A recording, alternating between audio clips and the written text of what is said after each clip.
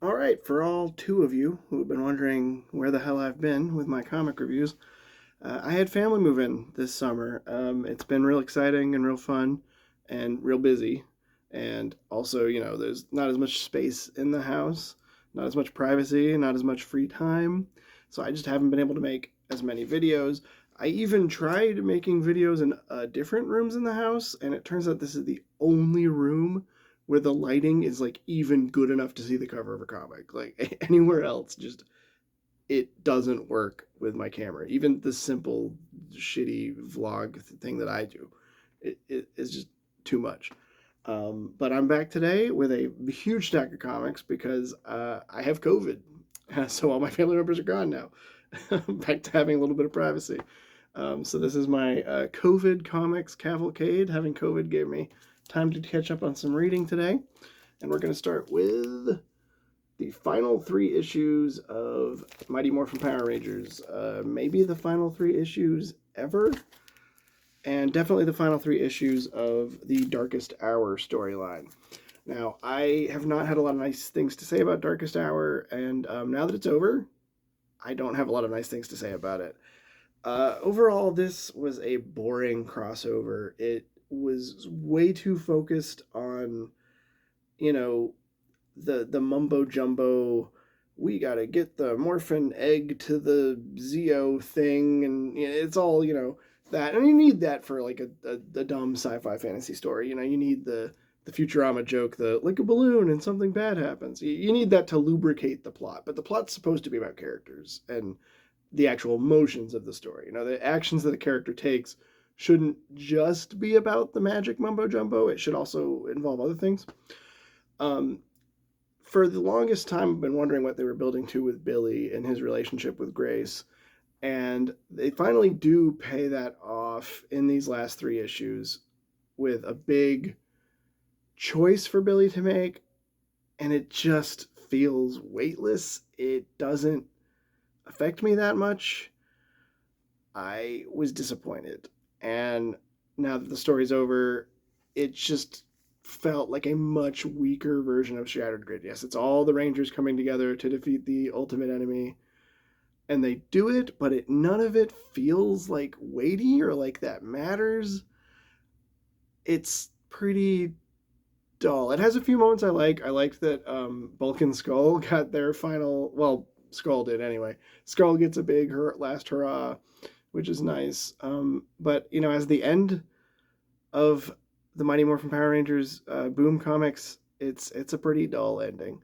But is it the ending? Turns out that we do know now that Mighty Morphin is ending, but Boom Studios will still have the Power Rangers license up through 2025. What that means they're being very opaque with. We don't really know. I get the feeling Hasbro is maybe jerking Boom around and they don't really know when they're going to lose the rights. It seems very strange how little info came out of Comic Con, even though there was a Power Rangers panel at Comic Con, so I believe hosted by Boom. All we know is that we're getting a few more comics, reading something called Power Rangers Alpha, which has the Red Ranger on the cover.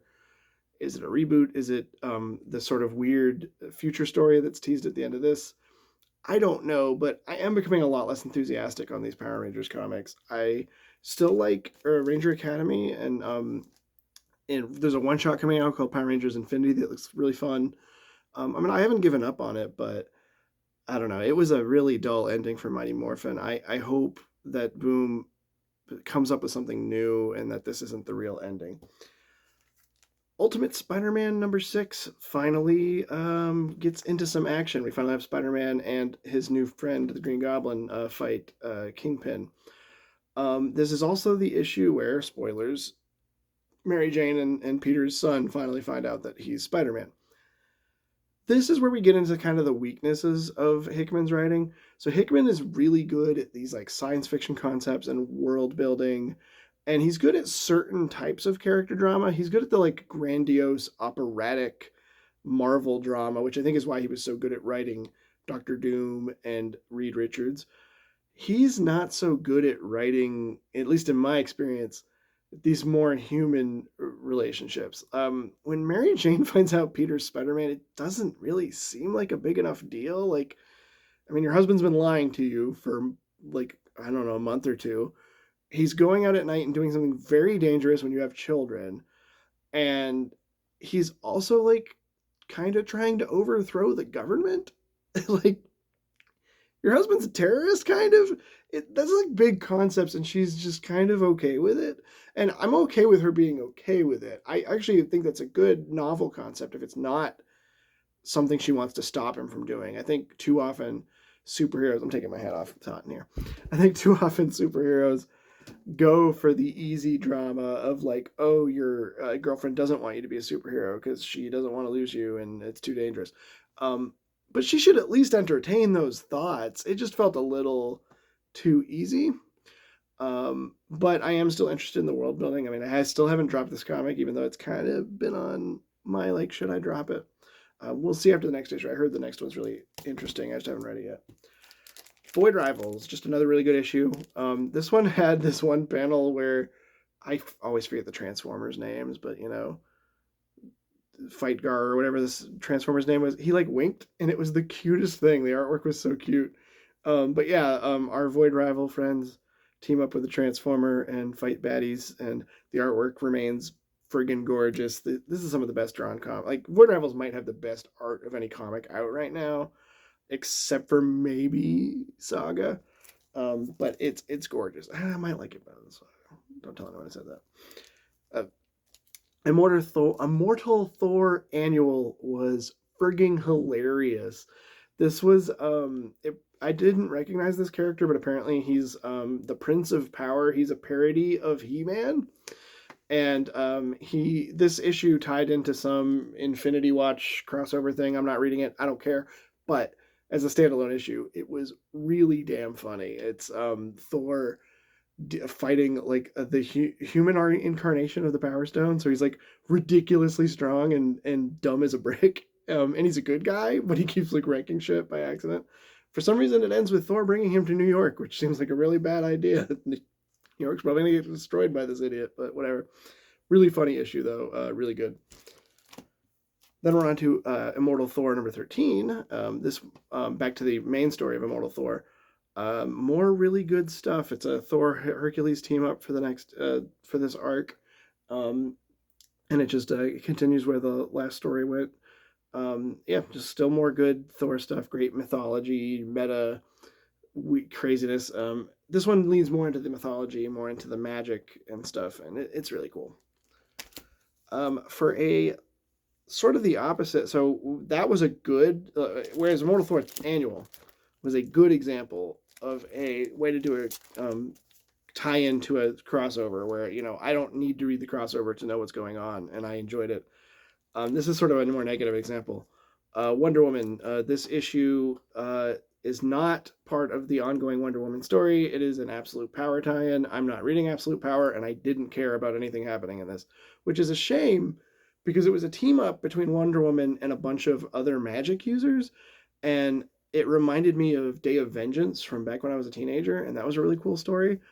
So I was like, oh, Wonder Woman's teaming up with Mary Marvel and Spectre and John Constantine. And that's really like there was some fun dialogue there, but ultimately they were just in a big fight, and it was just a big fight with a villain, and it was dull, and it was exactly the kind of lame crossover tie-in that happens when I was a teenager and I was stupid, I would buy all the crossover tie-ins so I would get the whole story, but like five of the, most of the issues are not actually contributing to the story. They're just like superheroes punching each other, but you can skip it all and just read the Absolute Power miniseries and be fine. You don't need to read the tie-ins.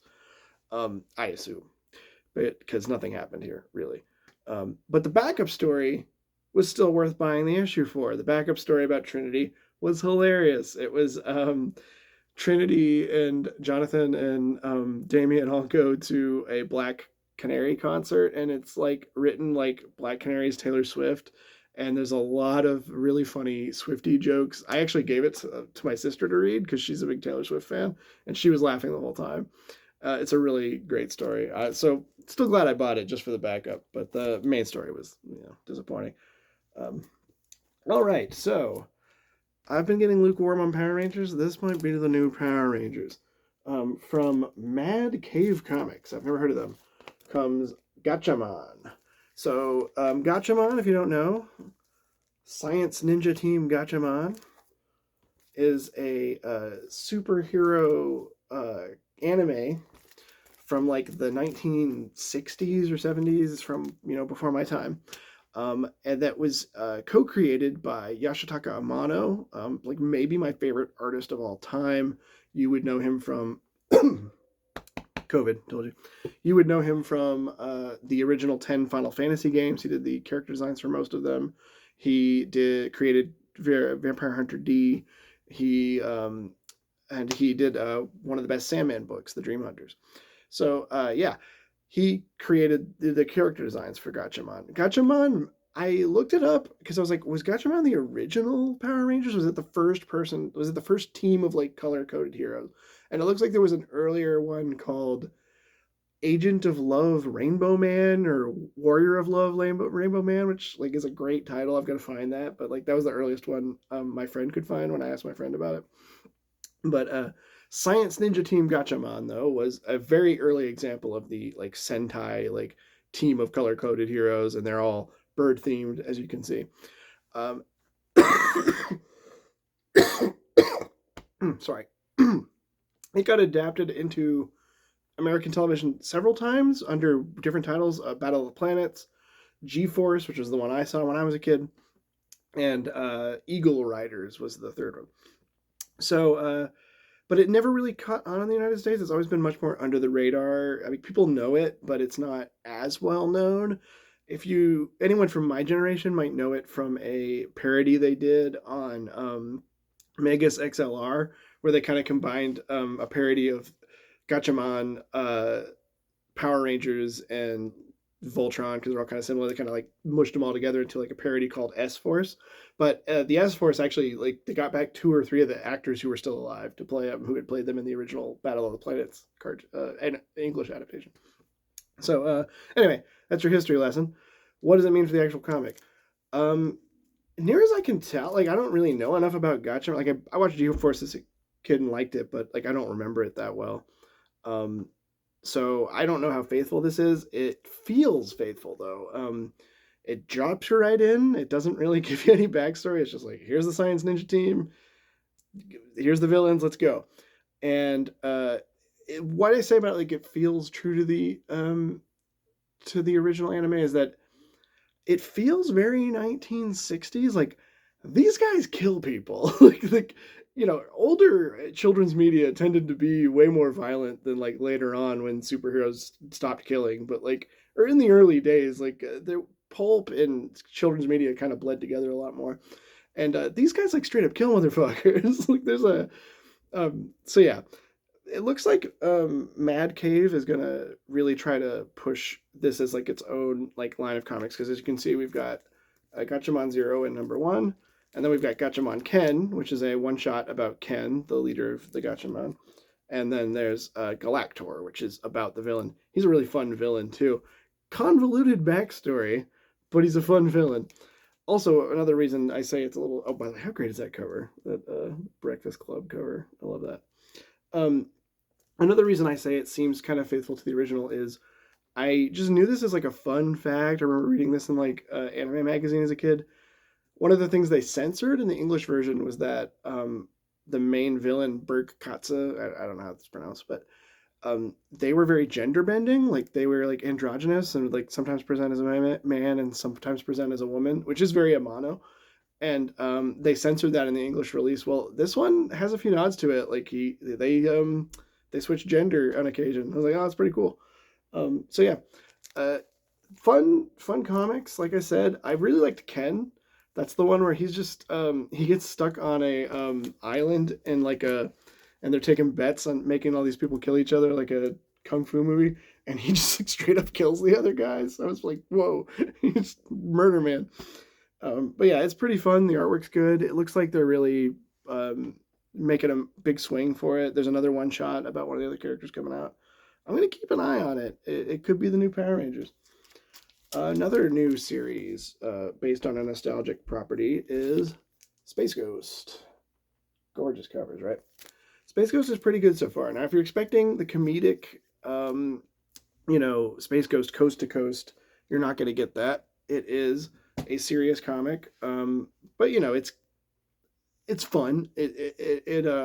And also, if you've been following the whole Andy Merrill saga on the internet and his whole deal, he has been promoting this comic a lot. I think he's just a fan. I think he just loves these characters because he worked on Space Ghost Coast to Coast because he grew up watching cartoons like Space Ghost.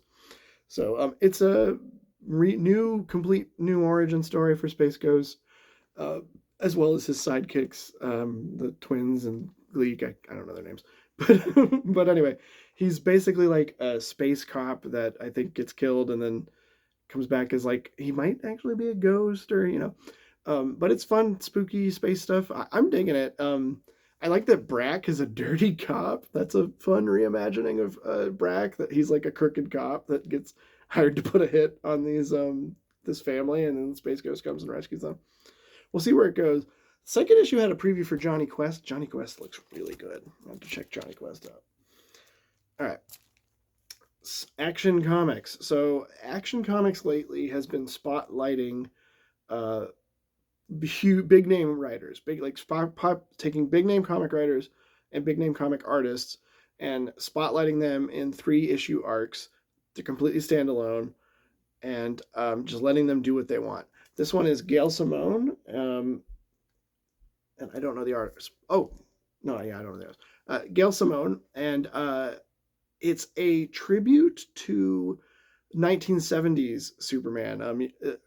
That's actually like the 1930s s, but it feels like more like the 70s to me because he's working at a TV studio instead of a newspaper. That was a thing back then, and the artwork. Let me pop this sucker open. I deserve to give this artist credit. This artist deserves to have credit, I should say. Um, Artist is named Eddie Barrows. The artwork just is very evocative of like a Neil Adams comic. Like he really look at that. Yeah. Um, and it's just a classic kind of 60s, 70s Superman story where these aliens come down to Earth and want to challenge Superman to a fight for the fate of the world. And yeah, it's just a fun, exciting story. Gail, I've been wanting Gail to come back to comics for quite a while. She's been she hasn't been quiet. She's very active on Twitter, but we haven't seen her actually write any new comics in a few years.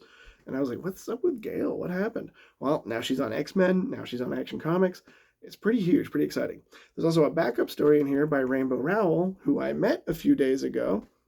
And yeah, Rainbow, she is awesome. I love her writing. I'm a big, huge fan of her She-Hulk. I've been talking that up for a while. And she's doing a backup story. It's because it's a backup story, I can't really say much about it yet because it's a 3-parter, so like we only get a few pages, but it seems like a fun Lois and Clark story. Definitely check that one out. Kill All Immortals. I bought entirely for this cool, sexy cover. Disappointed me. I don't know if I can say it disappointed me. It's more that it just didn't really interest me. It didn't wow me. It is about a rich family of Swedes or Norwegians who all turn out to be like ancient Vikings who somehow became immortal, and they're kind of power grabbing each other. Like they're all billionaires and they run these company, and yeah, they're all family, but they're all like backstabbing each other. Just didn't really wow me. If it just didn't wow me. The premise didn't really get me. But the artwork was good. If you're intrigued by that, if you like Vikings and the backstabby House of Usher stuff, check it out. Saga is back finally after what, a year or two, or 3 or 4? Who even knows anymore?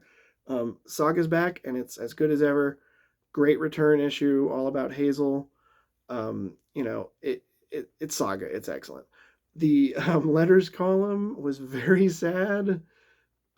It made me cry. I won't say why, just in case it's triggering for you, but there's a lot for people in these letters columns to Saga. They will tell their life story. They'll be like, and then I, said goodbye to the person I love most. Like it's always like the saddest thing. It's always But it's also very sweet that people are open up their hearts to the saga community. I don't know. There's something about this comic really brings out um, just this sense of love and community and sort of healing each other, sharing your trauma. It's very beautiful. But the comic itself is excellent, and it's all about Hazel making friends as she's becoming a adolescent, and also maybe neglecting to notice what her family's going through because they're all dealing with their own trauma too. Really good stuff. Nice House by the Sea. I bought a fun sideways cover. This is the sequel to Nice House on the Lake. I was a little concerned that a sequel to like I thought Nice House on the Lake was pretty perfect. I didn't think it needed a sequel. But this first issue is really intriguing and is not what I expected from a sequel. I was a little worried it would get repetitive or I hate when stories are stretched out beyond their necessary length. I like a story that takes its time, but I don't like a story that spins its wheels and goes on forever and doesn't have a satisfying conclusion because it went on too long. And Nice House on the Lake felt like a pretty perfect ending. This is an interesting sequel. It builds on the original, but it's very different. If you know the premise to Nice House on the Lake, it is about 10 friends or a dozen friends, so some number of friends, who are in this beautiful lake house, and the world ends. And they come to realize that the house provides them everything they could possibly want, and they can't die. And what does that mean? Are they dead and in heaven? Are they, what's going on? The second, this Nice House by the Sea, without spoiling anything from about Nice House on the Lake, follows a different group of people who are in the same situation. They are not friends, and they've all been chosen to be.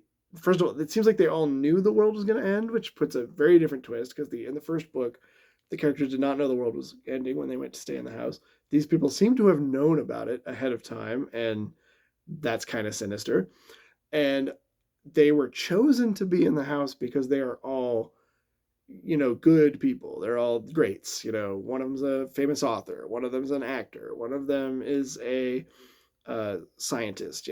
They're supposed to be people who are worthy of living when no one else is, which is a dark concept. So already you're kind of more suspicious of these people than the characters from the first story. And then it starts to connect to the first story in interesting ways. Really excited to see where this goes. It's James Tynion, who is the current king of horror comics, and this is an excellent horror comic. Firefly Versus. I bought this entirely because it's written by Ryan Parrott, who is my favorite Power Rangers writer. He's also the writer of Rogue Sun, one of the best comics out right now. It's a one-shot.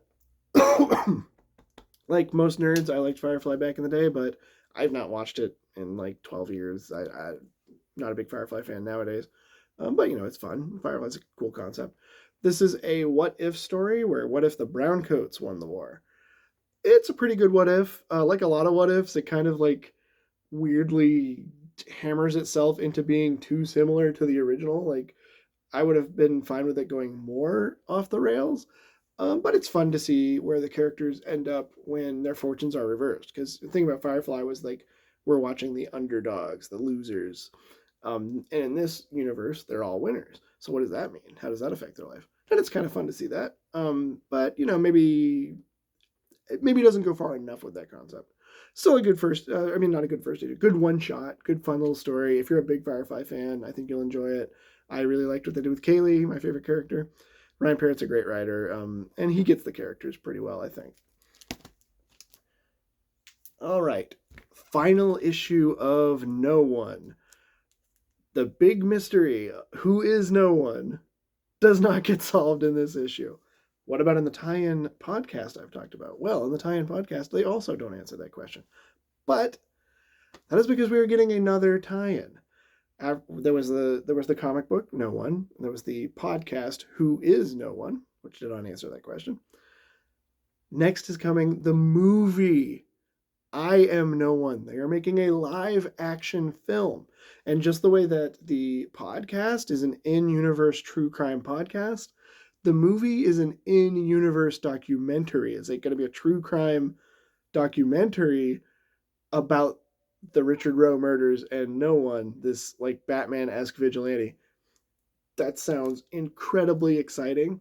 Um, it'll be the first movie in the Massive-verse. I think it's going to be Kyle Higgins' first feature film. He's directed some short films, including one called The League, which is really good. You should check it out. It's on YouTube. He later adapted that into a comic book called Cowl, which is also set in the Massive-verse. So yeah, Massive-verse movie. That's huge news.